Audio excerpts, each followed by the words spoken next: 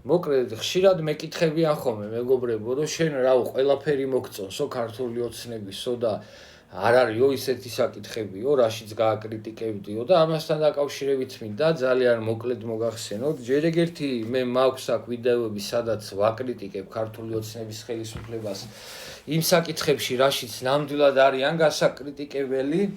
მეორე ის რომ ძალიან ბევრი საკითხია, რაშიც მინდა რომ აი ხმამაღლა დავდგე და ვაკრიტიკო ქართული ოცნების ხელისუფლება, ვლანძღო და რა ვიცი, ვაგინო კიდევაც. არის ასეთი საკითხები, მაგრამ რა თქმა უნდა მაქსიმალურად თავს ვიკავებ ამისაგან, რომ აი ამ დამპალი ამ ქვეყნის მტერი ოპოზიციის წისქვილზე რომ არ დავასხა წყალი ამ ჩემი კრიტიკით, ხელისუფლების წინააღმდეგ კრიტიკით. აი ამიტომ ვიკავებ თავს ქართული ოცნების ხელისუფლების კრიტიკაზე მაქსიმალურად, რომ ამით ამ ქვეყნის მტერი ოპოზიციის წისქვილზე არ დავასხა წყალი. ეს არის და ეს თორე ძალიან ბევრი საკითხია, რაშიც ქართული ოცნების ხელისუფლებას გავაკრიტიკებდი კიდევაც და დედისტრაკსაც შევაგინებდი.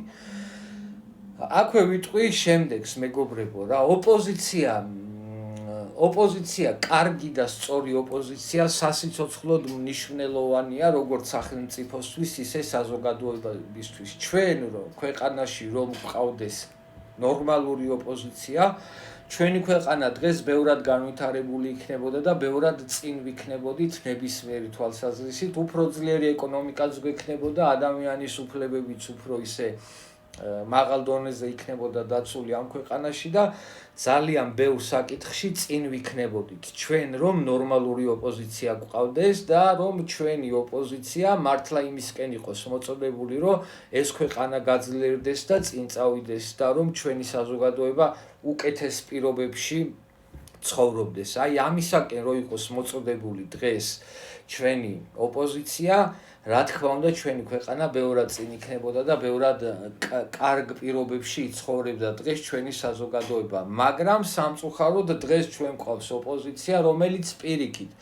მოწოდებულია იმისაკენ, რომ რაც შეიძლება ცუდი რაღაცეები მოხდეს ამ ქვეყანაში, რაც შეიძლება მეტი შეცდომა დაუშვას თუ მეტი დანაშაული ჩაიდინოს ხელისუფლება, რომ მე ამაზე ოპოზიციამ რაღაცა ქულები დაიწეროს და აი ატეხოს ერთი ამბავი რა.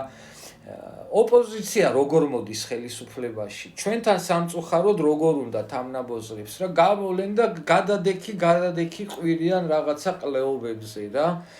აქ როგორ უნდა თამათ რა? აი შენ შეცდომა დაუშვი თუ დანაშაული ჩაიდინე, რაღაცა საკითხი ვერ გადაწყვიტე, წადი გადადექი, მე უნდა მოვიდე ხელისუფლებაში. რატო უნდა მოხვიდე მაინც და მაინც შენ შედედამოტყნულო, რა გაგიკეთებია ერთი მანახე, ხო რომ პრეტენზია გაქვს ხელისუფლებაში მოსვლაზე ოპოზიციიდან, იმ ოპოზიციაში ყოფნის დროს რისი გაკეთებაც შეგიძლია და იმასაც რომ ვერ აკეთებ, ხო? რატო უნდა მქონდეს იმის იმედი, რომ ხელისუფლებაში მოხვალ და რამეს გააკეთებ? როცა ხარ ოპოზიციაში და ოპოზიციიდან რაღაცების გაკეთება შეგიძლია და არ აკეთებ იმ რაღაცებს, რატო უნდა მქონდეს იმის იმედი, რომ მოხვალ ხელისუფლებაში და ვარსკვლავებს დაწყვიტავ და ამ ქვეყანას ააშენებ და წინ წაიყვან და ასე შემდეგ. რა თქმა უნდა, არა. დამპალი ოპოზიციაა დღეს საქართველოში. დღეს საქართველოში არის ოპოზიცია, რომლის 80%-იც საქართველოს ინტერესებიდან გამომდინარე არ მოქმედებენ და აი ეს ჩვენი ოპოზიციის 80% დაახლოებით კონტროლდება ამ ქვეყნის ფარგლებს გარეთ არსებული სხვადასხვა პოლიტიკური ჯგუფებისგან და სპეცსამსახურებისგან და მათი ინტერესებიდან გამომდინარე მოქმედებენ და მათი დავალებების შემსრულებლები არიან და იმიტომ არის რომ არც ერთხელ მე არ გამიგია ოპოზიცია გამოსულიყო და რაღაცა ისეთი საკითხები წამოეჭრას წინ და ისეთი საკითხების მოგვარების მოთხოვნით დამდგარიყო ქუჩაში, რომელიც ხელშესაღებია საზოგადოებისთვის და ჩვენი ქვეყნისთვის, ხო? აი მაგალითად რატომ არასდროს არ გამოვიდა ოპოზიცია იმ მოთხოვნით, რომ ნორმალური შრომის კოდექსი მივიღოთ, რომელიც იქნება საზოგადოებაზე მორგებული და რომელიც იქნებოდა მუშა კოდექსი, ხო? და კიდევ ერთი აქ თავარი არის ორი რამ რა, როცა ოპოზიციაზეა საუბარი. ერთი პირველი და მნიშვნელოვანი ის, რომ ოპოზიციაში იყვნენ სუფთა ადამიანები, რომლებსაც აქვთ სუფთა წარსული და სუფთა ხელები და მეორე ის, რომ სწორ მოთხოვნებს უყენებდნენ ხელისუფლებას. ისეთ მოთხოვნებს უყენებდნენ ხელისუფლებას, რომელიც მართლა მნიშვნელოვანია საზოგადოებისთვისაც და ქვეყნისთვისაც. ისე კი არა, რომ გამოვარდნენ ეს დედამოწყნულები და რაღაცა ყლეობებს რო ყვირიან ხოლმე, რომ ხან ვითომ რაღაცა რუსული კანონი და ამ რუსულ კანონს ვინ აპროტესტებენ, ხო, რუსეთში ჭიპირო აქვთ მოჭრილი ის ლიაკა ხოშტარია, რომელიც დღემდე რუსეთიდან ჩარიცხული რუბლებს ჭამს, ის ულვაშებიანი ვაშაძე როა, რო გაიძახო და რომ მე და ჩემი ცოლი რუსები ვართო და აი ესეთი ვიღაცა იმენა ჩვენში რუსი ტიპები რო ვითომ რაღაცა გაუგება რუსულ კანონს აპროტესტებენ, აი ესეთ პროტესტებზე და აი ესეთ ყლეობებზე ხო ნორმალური ადამიანი ხო არ გამოვა ქუჩაში და არ დადგება აი ამ პროჭების გვერდით, ვისაც თავი და ჭკუა უჭრის და უმუშავებს, ხო? და აი გამუდმებით ეს რაღაცა გაუგებარი მოთხოვნები, ამაღლობელი თურმე გმირია და აი რაღაცა ყლეობები მოკლედ რა ჩასაფრებულის პოზიციაშია დღეს ოპოზიცია, რომელსაც ერთი სული აქვს, რომ რაღაცა ან დანაშაული ჩაიდინოს ხელისუფლების რომელიმე სტრუქტურის წარმომადგენელმა, ან რამე შეცდომა დაუშვას, რომ მერე გამოვარდნენ და იყვირონ გადადექი და მეორე ან არიან იმის მოლოდინში, რომ თავიანთმა პატრონებმა ამ ქვეყნის ფარგლებს გარედან მისცენ რაღაცა დავალება და მერე გამოვიდნენ და აი ამ დავალების შესრულების მოთხოვნით დადგნენ ქუჩაში და რაღაცა ყლეობები იყვირონ.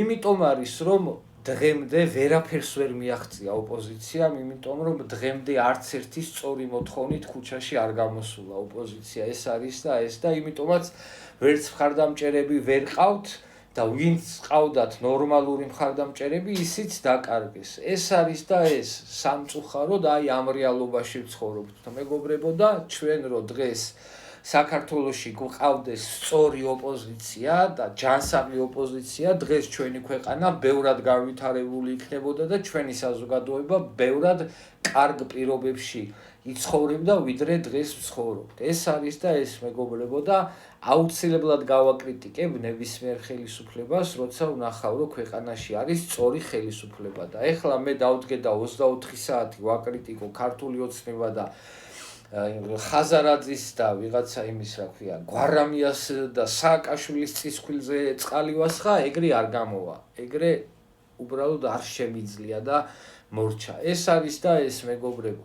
დანარჩენი, რაც აუცილებელია და რაც აი ისეთი საკითხია, რომ მართლა აი მეტი რისი მოთმენაც არ შეიძლება, რა თქმა უნდა, ასეთ საკითხებზე ვაკრიტიკებ ქართული ოცნების ხელისუფლებას და მომავალშიც გავაკრიტიკებ. ეხლა დაგემშვიდობებით და კარგად ვწარდებოდეთ, ყველაფერს კარგს და საუკეთესოს გისურვებთ და რა თქმა უნდა, ამ ქვეყანას და ჩვენ საზოგადოებას უსურვებდი სუფთა ოპოზიციას, რომელიც იქნებოდა საქართველოს ინტერესებისთვის მებრძოლი და არა ვიღაცა ურსულას ინტერესებისთვის მებრძოლი და ვიღაცებისთვის კიდე.